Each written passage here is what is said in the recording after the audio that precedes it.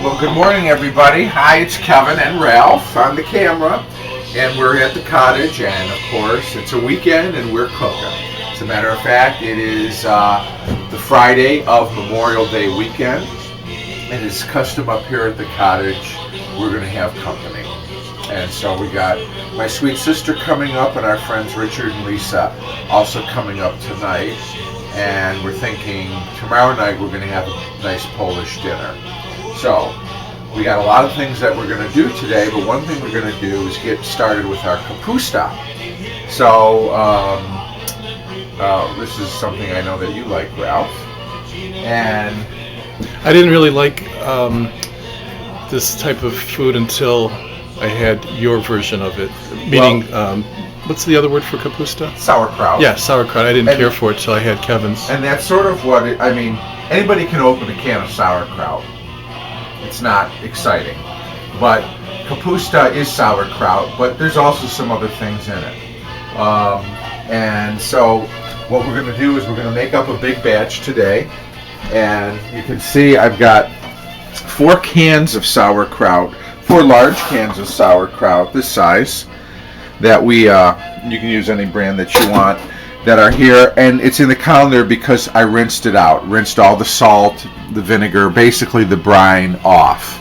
And now we're going to make the Kapusta. I like to make it in a roaster, and so I got a little roasterette here. But you could certainly do this on top of the stove if you wanted to, in a big pot. But I find that this works better for me because I can just kind of let it do its thing. This cooks for hours and hours and hours. So here is what we're doing. I put a stick of butter in the roaster, and I'm just letting it melt. So that's 1 stick of butter. What are you, Paula Deen? And well, I know it seems like a lot, but we're making a lot of kraut here. So don't let the 1 stick of butter fool you. I believe they prefer to be called German Americans now. Okay. Then we have this is just from the food processor, but basically we did up maybe 4 or 5 medium-sized onions. If you had a couple of larger onions, that would be okay too. We're going to put the onions in the butter. Just yellow onions, right? Yep, just regular cooking onions. You can really, any onion would be fine, whatever you might have on hand. So, get all our onions in here. We're going to mix that with the butter. What does that smell remind you of? It smells just like Mom. Onions and butter. It smells like Mom's kitchen cooking. And to the mix here, we're going to put in some salt. Probably a couple teaspoons. And we'll put in some pepper. So, we're going to the onions are not going to totally brown, but we want them nice and translucent. So, we're going to leave these onions in here for a few minutes, and then when we come back, we'll start adding the other ingredients. This polka party music means we're back in the kitchen with Kevin. Hi everybody, yes we are back in the kitchen. Kevin and Ralph here making Kapusta, and this is going to be one of the things we're going to serve at our Polish dinner we're going to have this weekend up here with our friends and family. So, alright, we had a stick of butter and about 4 or 5 medium onions sauteed. They're in the pot. Little pepper. Little salt, little pepper. They're nice and soft. So now we're going to put the rest of the pot together. So first thing we're going to put in is our kraut, which has been rinsed of its brine. Exactly. So this is 4 large cans of sauerkraut. You can use whatever brand you like. Because of all the delicious flavors that you add to it, and we all know that canned food is very salty, so it's good to be able to wash it off and then add your own flavors. Yeah, and you don't want too much of those flavors in the brine. I mean, it's in the cabbage, so you don't need to have a lot of extra. It's more for a preservative anyway. It really is. The sodium. Okay, so there's our kraut. German Americans. And so we're going to put in our other ingredients here, which is, this is 1/3 cup of brown sugar, a couple of chicken bouillon cubes, kind of Crumble them up if you crumble can. them up, onion soup mix, which is actually dehydrated onions and really onion bouillon as it is. And then we're going to put in some caraway seed. A little goes a long way with this, so you know, I'm going to put in 1.5 teaspoons because it is a very strong, it mellows out as it cooks, but it still imports a strong flavor. Then I'm going to put in some pepper. I'm not going to add any more salt because we've got the bouillon cubes, which of course are salt.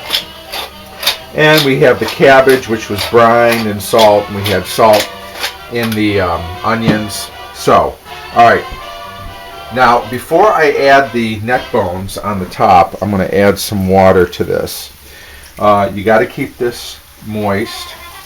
And of course, the water also helps you be able to hydrate the mix packages. it. Yeah, this is like a quart of water. In a cute picture. You're a little tomato man. Tomato head man. So this recipe that we're making of sauerkraut or Polish kapusta, is this your mom's or your grandma's, or? It was, yes, and my grandma's, who passed it on to my mom. I'm stirring everything together, making special effort to bring those onions that were on the bottom into the mix here so that everything's well sort of combined.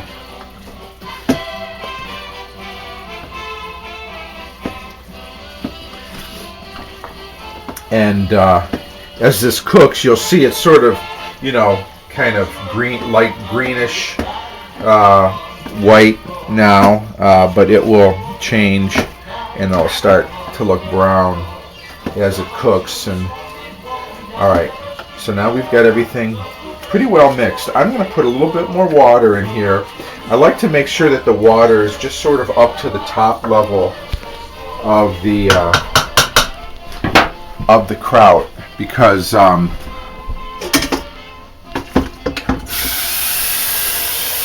that way it's cooking for a long time, and of course, so we're going to have water evaporate over time. We don't want it to dry. We definitely don't want it to dry out. So, okay, can you get this, Ralph? This is sort of, see how the water's sort of right up to the edge there?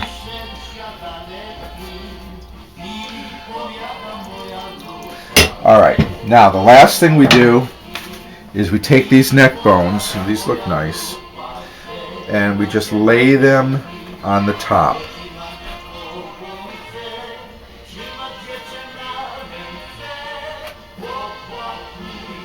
That's it. We're gonna put the cover on.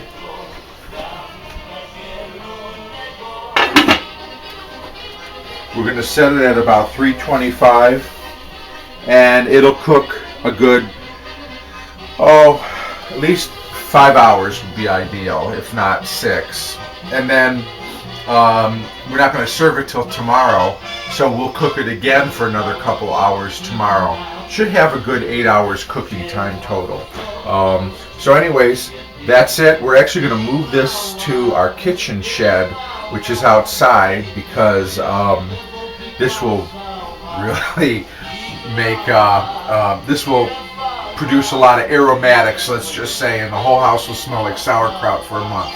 So we'll take it outside to the kitchen shed where it can simmer for the next few hours. And that's it. We've got Kapusta going, and we've got other great things on the menu for this weekend, so come back for that, and we'll see you real soon. Hot stuff coming through. And he's carrying a roaster full of Kapusta.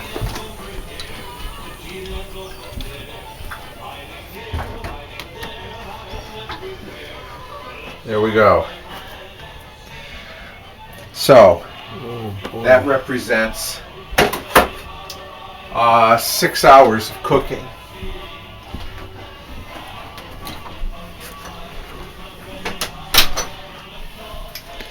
Once again, I wish we had smell-o-vision so people could smell how good this smells. And like I said, I never really was a big fan of sauerkraut or kapusta until I had this version. So this is the Petrowski recipe, family recipe. Now, all we really need to do at this point is take the pork neck bones out, and you will see that it's actually kind of hard to take them out because they are falling apart, again because they've been cooking. But I don't want anyone to get a bone in their kapusta or in their gullet. So what we will do is we'll just take the bones out, and we'll take the meat off the bones and then put the meat back in. Okay. You can also see how, and I don't know if you can see through the steam, but it has sort of turned a browner color. Oh my God. So, a lot of flavors going on. Well, those neck bones probably give it a lot of flavor too because of the marrow. Exactly, the marrow. And of course, you know, there was a little fat. But now, I'm going to just get a bag here. And we will use this to put our bones in once we've kind of scraped off the meat.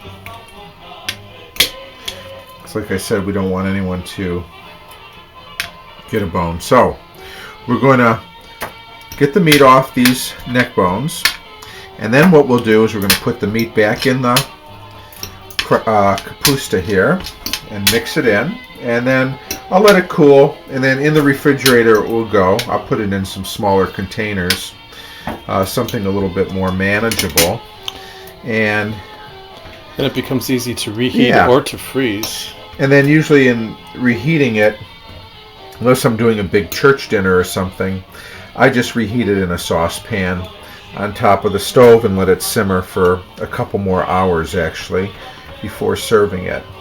I mean, it's not bad. Matter of fact, it's delicious right now. You could serve this with pride at your table right this minute. I just prefer to even cook it a couple more hours, and it kind of helps mellow the gases. Yeah, and the flavors out a little bit too. I just think, you know, like so many foods, it's always better the next day. Because I think that's what I like about it also, is it just really flavors it up. Look at all that meat going right back into that delicious kapusta, making it kapusta actually from just plain sauerkraut. So, just so it's not a vegetarian, sauerkraut in this case is not a vegetarian dish at all. It doesn't have a lot of meat in it, but it's very important for the flavoring. And that is kapusta. So again, not, you know, most of it is just taking the time to do it and letting it take its course through the cooking process. But we'll get a lot of meals. This freezes beautifully too, by the way. And I'll probably take a container and fill it and just put it right in the freezer to have. And this will freeze up to 6 months beautifully, and you can use it then. So we've got our kapusta made for our Polish dinner this weekend. We're going to have some other things we're working on. Our friends will be up tonight, so we're going to have a wonderful Memorial Day 2011 right here at the cottage. Thanks for being a part of it.